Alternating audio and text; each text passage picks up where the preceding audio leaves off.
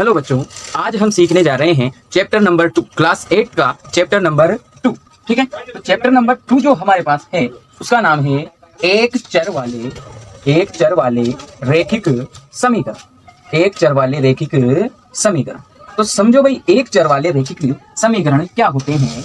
ठीक है, सबसे पहले आज हम इसका ओनली बेसिक पे चर्चा करने वाले हैं कि इसका बेसिक क्या है। थोड़ा सा बेसिक हम आज देखने वाले हैं। इसके बाद अगली वीडियो में हम क्या करेंगे, चैप्टर को स्टार्ट करेंगे, यानी प्रश्नावली को हल करेंगे। सीधे सी बात। इसका बेसिक हम पहले तो हमारे पास एक शब्द आ रहा है इसमें चर, नया शब्द क्या है चर।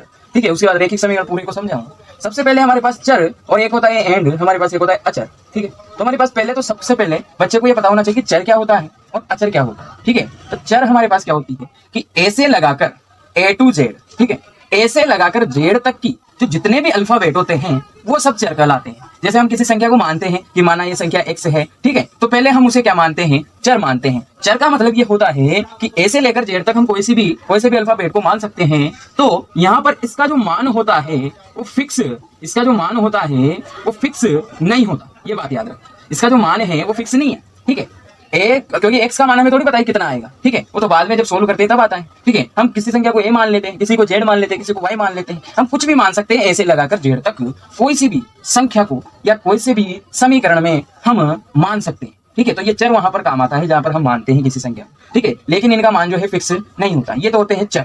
अब बात आती है अचर की। तो अचर क्या होता है हमारे पास? अचर हमारे पास होता है कि हमारे पास एक से लगाकर अनंत तक जितनी भी संख्याएं होती है वो सब अचर कहलाती। आगे बात समझ में? एक से लगाकर अनंत का मतलब इसमें सब संख्या आएगी, प्लस की भी आ गई है, माइनस की भी आ गई है, सारी संख्या आएगी, परी में आ गई है, पूर्ण संख्याएं, प्राकृत संख्याएं, ये सारी संख्याएं हमारे पास आ चुकी है। तो अचर जितनी भी हमारे पास संख्याएं हैं वो सब क्या कहलाती है, अचर कहलाती है। एक से लेकर अनंत तक का मतलब हमारे पास ये है कि एक से अनंत तक का मतलब हमारे पास है कि जहां तक भी जितनी भी गिनती होती है वो सब अचर है। ठीक है, अब अचर में क्या होता है, इनका जो मान है वो फिक्स रहेगा। क्या होगा? इनका मान फिक्स रहेगा। मान फिक्स कैसे रहेगा वो समझो कि हमारे पास कोई संख्या जैसे कि 4 है।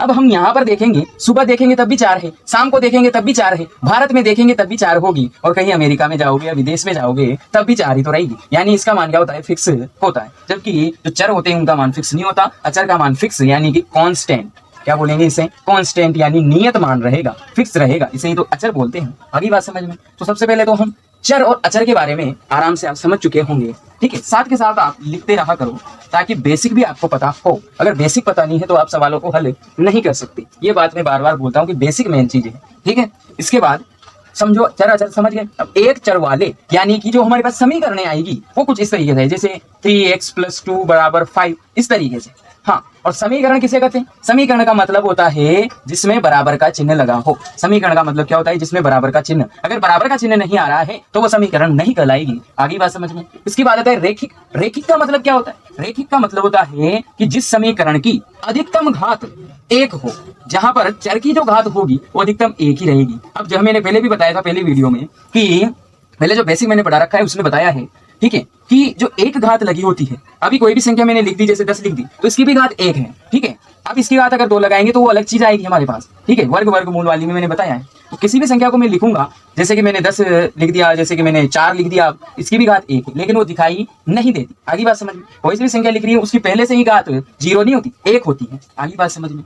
किसी भी घात 1 होती है, उसे बोलते हैं रैखिक। अगर हमारे पास 2 घात वाली आ जाती तो हम इसे बोलते हैं द्विघाती समीकरण। अगर हमारे पास घात 3 आ जाती तो हम इसे बोलते हैं त्रिघाती समीकरण। आई बात समझ में?